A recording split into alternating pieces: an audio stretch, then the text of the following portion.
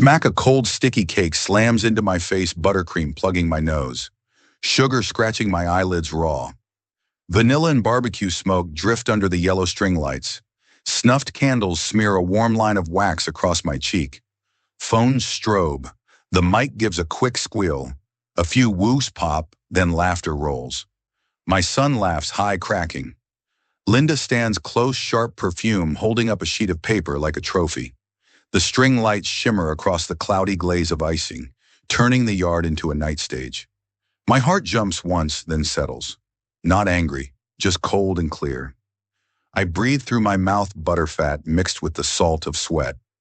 1 beat, 2. I pull a napkin wipe in long strips, letting clumps fall into the tray, and glance at the crowd, suddenly unsure. All right, I say softly, and walk straight into the house. Behind me, the laughter thins to a hum.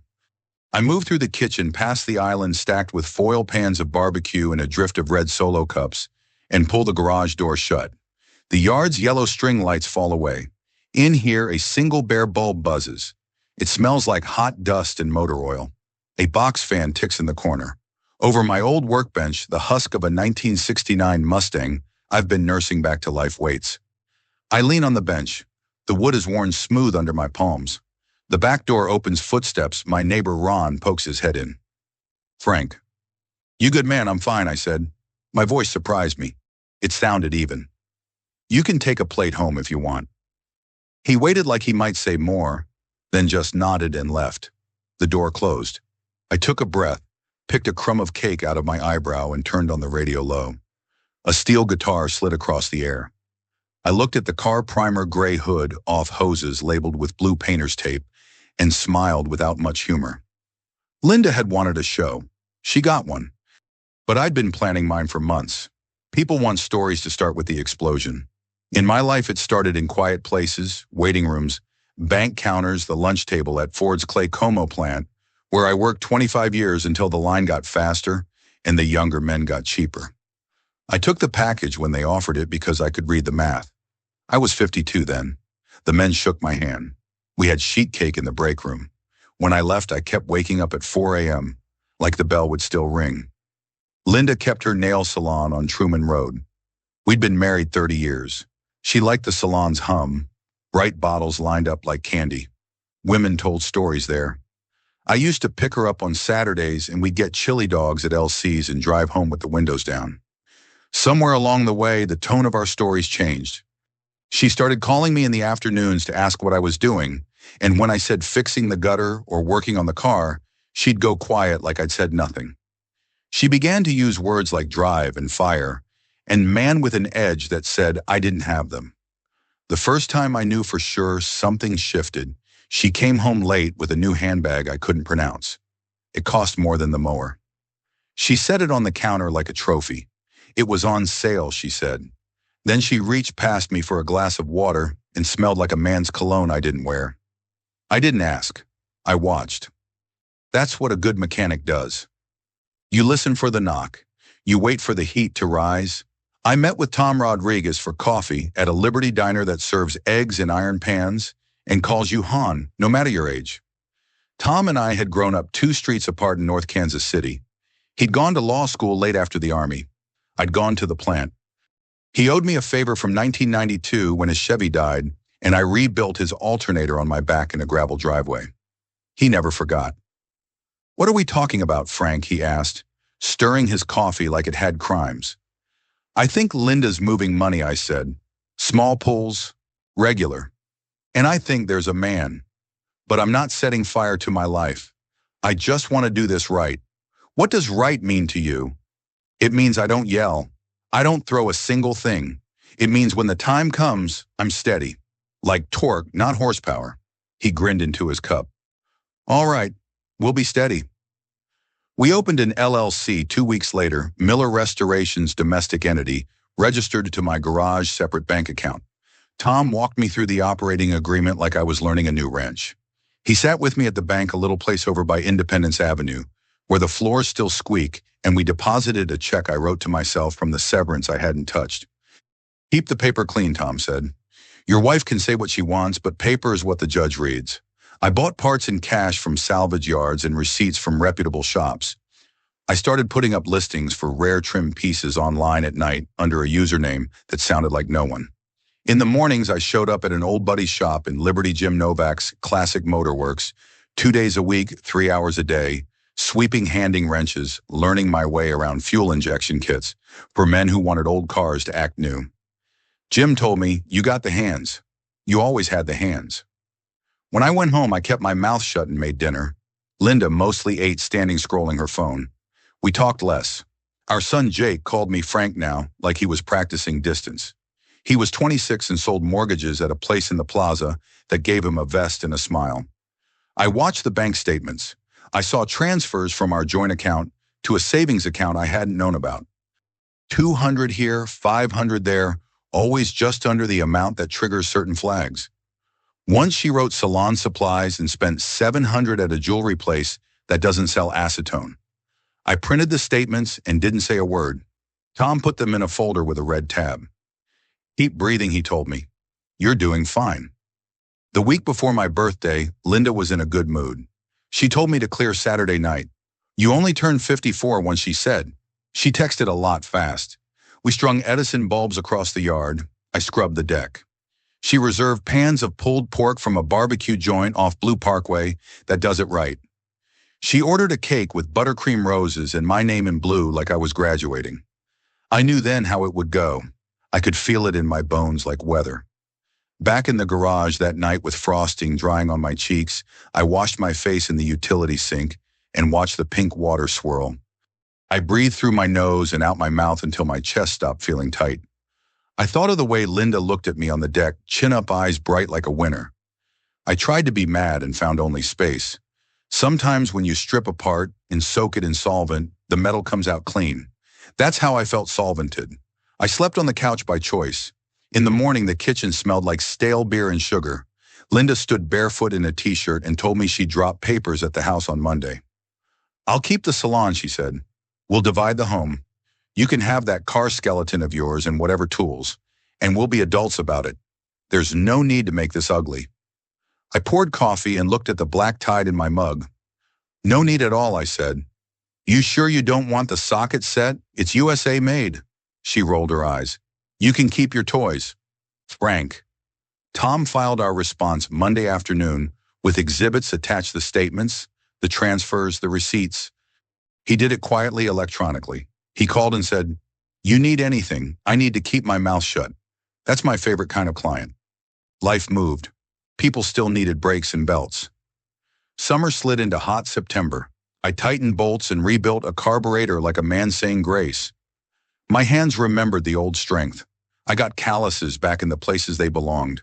I sold a set of original Mustang hood hinges to a collector in Topeka who mailed me a thank you note written in block letters that said, "You saved my build, sir." I put the note on the pegboard with a thumbtack and looked at it too long. The first hearing was short. Linda wore a white blazer. Her nails were perfect. The judge was a woman about our age who looked like she didn't have time for theater. Tom spoke soft enough to make the room lean in. He walked through the transfers in a voice like you use while explaining the rules of cards to your aunt. Linda's lawyer objected to tone at one point. The judge didn't look up. The judge asked Linda about a $700 purchase marked supplies at a jewelry store. Linda said she'd bought a birthday gift for our son. The judge nodded and wrote something. Tom didn't ask another thing. He just let it sit there like a bolt you loosened half a turn. I went home and changed the oil in the mower. That night, Linda yelled for the first time in months, "You're really going to do this? You're really going to drag my name?" Her voice had a burr in it. "No," I said. "The papers will do the dragging." "You're cruel," she said. "I'm quiet," I said. "That's different." We signed the settlement on a Thursday. My garage, my tools, my business all mine. The house to be sold in 6 months and proceeds divided after certain adjustments. Her salon hers. Retirement accounts split how the state says. The judge looked at me when it was over, like she knew the long story. I nodded back like I knew she did. I moved into a small rental off North Oak with a cracked driveway and a good maple. I hauled the car over on a trailer 2 trips. I set up the bench, the vise, the shelves lined up, the wrenches by size. The neighbors were a woman who walked two small dogs and a man who played blues guitar out his back door. He brought me a six-pack the first night and said, "You the car guy?" I said I was trying to be. He said, "Welcome to the block." I slept without waking at 4. I worked. I cut the engine bay with a new harness, cleaned the block lap valves until my wrists hummed. I learned to like the heat coming off a running motor. The radio in the corner developed a buzz that became a friend. I ate tuna out of cans and tomatoes off a plate. I stopped counting days. A man can build a life slow and honest, like he builds a car wire by wire, bolt by bolt, if he can stand the quiet in his own head. Some days I took a drive out to Watkins Mill State Park and walked the loop around the lake. It smells like fish and hot leaves in summer. Kids throw sticks there, and dads tell them not to get their shoes muddy while they let them get their shoes muddy.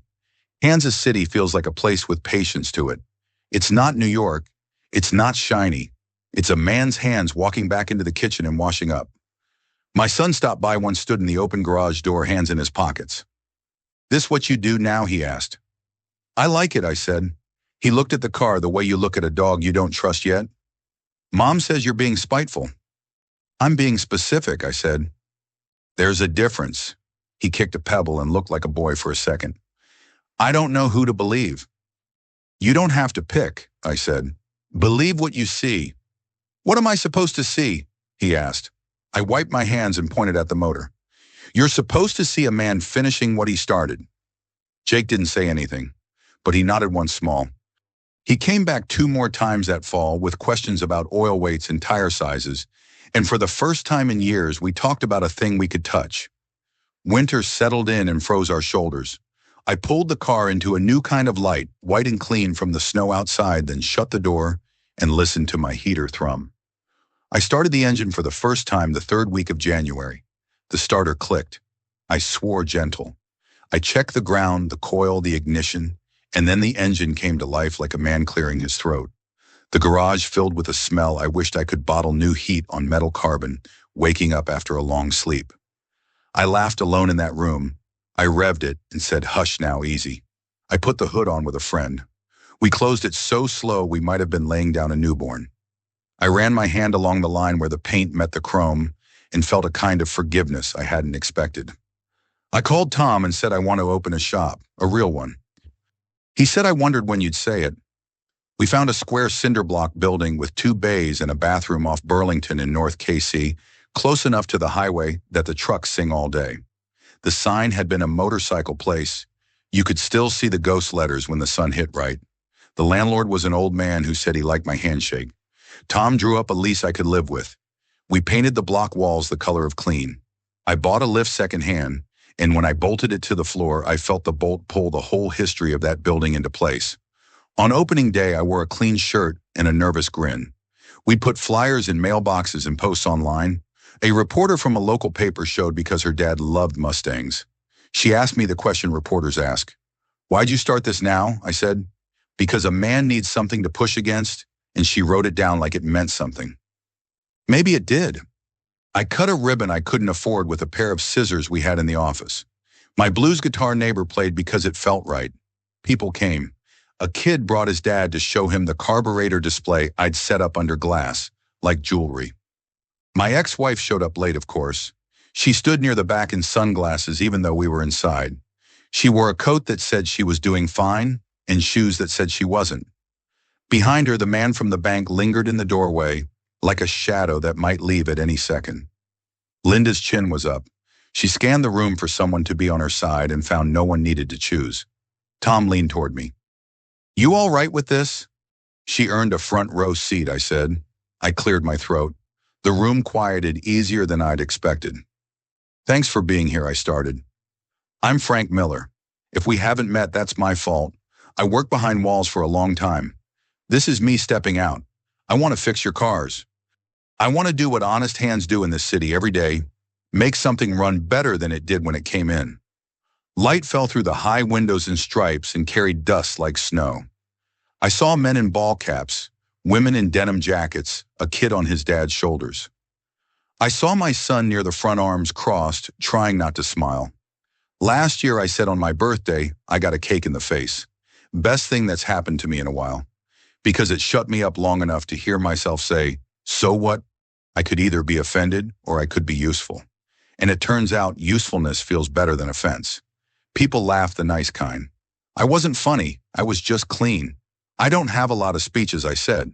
I've got a lift and a bench and fair prices. If you bring me something broken, I'll fix what's actually broken. If you want me to lie, I'm a bad liar. If you want me to sell you things you don't need, there are places for that. Not here. Someone clapped. The room joined. I turned and found Linda in the back. The sunglasses were off. Her eyes looked tired. Not mean, just older. It hit me then that we're all older than we admit. Linda, I said. People's heads pinged like I'd said a cuss. I want to thank you for the party last year. I'm serious. It gave me a story to tell when I didn't have one. It gave me a clock. You were right about one thing. I needed more fire. I found it. A murmur moved across the room like wind through wheat. Linda's face didn't move. The banker stared at his shoes. Tom's mouth tilted like a man enjoying himself more than he ought. I held up the title to the Mustang like a preacher holds up a Bible. This old car was dead when I started. No spark, no breath. All I did was listen and take it apart and put it back together with clean hands. Turns out that works on a man too. After people came up and told me about their first cars and their fathers, a woman showed me a picture of her husband in 1973 beside a Camaro and cried without making a sound. Jake hugged me in that awkward way sons hug their fathers when the roles tilt, and he whispered, "I'm proud of you, Dad," so soft I almost missed it. When it thinned out, Linda walked up. She waited until the room emptied of ears. "You didn't have to do that," she said. "Do what thanked me, in front of everyone. Make me look like a villain." "You did that," I said. "I did the thanking." Her mouth made a line. "I was angry," she said. "I thought you were going to lie down forever. I thought if I pushed you, you'd move or you'd break, and either way, I could stop feeling stuck." "I did lie down," I said. "For a while. Then I got up." "You never yelled," she said, like that bothered her. "I yelled in the garage. The radio heard everything." She glanced at the car. "It's beautiful," she said. "I always liked that one." "You liked how it looked on prom night more," I said. "So did I." The banker took a phone call and drifted out the door like smoke. Linda watched him go. "He's not what I thought," she said. "None of us are," I said. "Most of us are just what we do, not what we say." She put her hands in her coat pockets and looked small. "Do you hate me, Frank?" I thought of the morning light on our old kitchen table. Linda at 22 with a new ring. Linda at 33 with a cough at midnight and me making tea. Linda at 52 under string lights with buttercream on her knuckles. The years make a pile whether you want them to or not. "No," I said. "That's heavier than I want to carry." She nodded at that, and for the first time in a long time, I saw the woman I married look back at me through the woman who left. "I hope you do well," she said. "I already do," I said, not cruel, just true. We sold the house. We signed the last papers. She kept the salon, scaled it down, put in more hours herself. Every once in a while, I'd see one of her clients at the grocery, and we'd talk about weather like it was a hobby. In spring, a small paper ran a profile on the shop with a picture of me standing by the Mustang, trying not to look like I was posing. The headline said, "Northland Man rebuilds cars and himself." I didn't love it, but my neighbors brought me copies and slapped my back like I'd won something. My blues neighbor played too loud that night on purpose. Jake taped the article to my office door like a kid's drawing on a fridge. He came in on Fridays and swept and learned the names of things. He stopped wearing the vest from the Plaza Lender. He took a pay cut and a breath and told me he slept better. We worked in rhythm. Once he dropped a socket and swore, and I said language and he laughed. "You never said that before," he said. "I never had to," I said. Linda called one evening when the windows were open and you could hear the crickets lay down the law. "Jake won't say it," she said, "but he looks different. Lighter." "He's useful," I said. "It lightens a man." There was a beat. "I'm sorry for the cake," she said. "I know," I said. "It was good frosting, though." She laughed real, then covered it. "Take care of yourself," she said. "I am," I said. Some nights I stayed late at the shop and drank coffee that went cold and just listened to the building breathe. Concrete holds its own weather. When you sweep a floor enough times, you learn where the grit collects. Small truths like that start to feel like laws to live by. I'd be lying if I said I never got lonely. I did. I missed a body in the bed. I missed the daily argument about nothing that means you're still inside the same house. But I liked who I was alone better than who I had become trying to fit the story in somebody else's head. It's not that complicated. You pick up the right wrench, you turn in the right direction, you stop before you strip it. You start again tomorrow. On the anniversary of the cake, I locked up late and stood in the doorway of the shop and looked at the streetlights laying down their yellow rivers. The sign over me said Miller Restorations in letters I painted straight as I could. A moth beat itself silly against one of the bulbs. I turned the light off so it could find the moon. Sometimes people tell me I got my revenge. Maybe that's true in the way people need to name things. But revenge, the kind people think is loud, is just noise. What I got was quieter and better. I got my work. I got my name back on the thing my hands touched. I got to stand in a room full of people and speak like a man who didn't owe anybody a show. If you've lived long enough, you know applause fades. Peace doesn't. You drink your coffee while it's hot. You change your oil at 3,000 miles no matter what the sticker says. When somebody calls you weak, you nod and let the word pass through you like wind through screen. Then you pick up your socket and keep going. Because strength is not a speech, it's what you do when no one's filming. If this reminds you of a time you had to rebuild in quiet, tell me where you're listening from. What county road, what small kitchen, what porch with paint peeling, and tell me the one thing you fixed that made you feel like yourself again. What would you do in this situation? Let us know in the comments. If this story had you on the edge of your seat, smash that like button and subscribe for more jaw-dropping family drama, shocking betrayals, and the revenge stories you won't believe.